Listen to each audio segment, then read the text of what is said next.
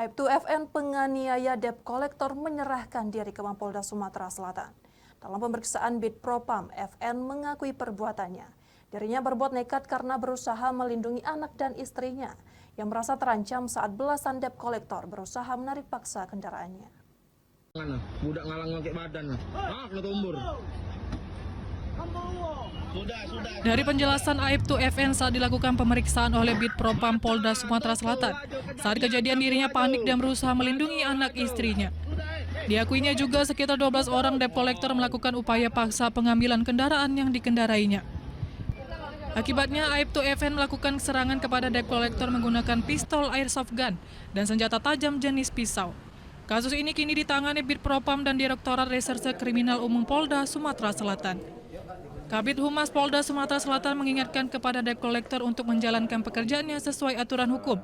Sudah sering kejadian serupa adanya debt collector melakukan pengambilan dengan upaya paksa, ancaman, kekerasan, dan arogan.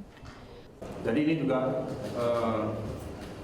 bentuk peringatan ya bagi perusahaan-perusahaan finansial yang kemudian berkaitan dengan pekerjaannya yang demikian, debt collector, untuk menjalankan pekerjaannya sesuai aturan hukum.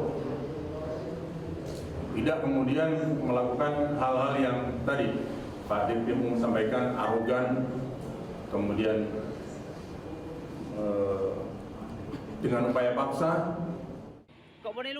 Atas kejadian ini, 2 orang debt collector Robert dan Dedi mengalami luka. Robert luka di kepala akibat dipukul menggunakan pistol airsoft gun. Sedangkan Dedi menderita luka tembak airsoft gun di tangan kanan dan luka tusuk senjata tajam di bagian leher, punggung, dan bahu. Sementara Bid Propam Polda Sumsel telah mengamankan barang bukti berupa kendaraan yang akan diambil beserta surat-surat kendaraan dan pisau yang digunakan. Bukti bahwa personil tersebut melanggar kode etik ya, terkait dengan pelanggaran kelembagaan, kemudian juga etika kemasyarakatan dan etika kepribadian. Sementara yang bersangkutan masih kita proses ya, dan tentunya nanti akan kita lakukan. Dari Palembang, Firdaus, iNews melaporkan.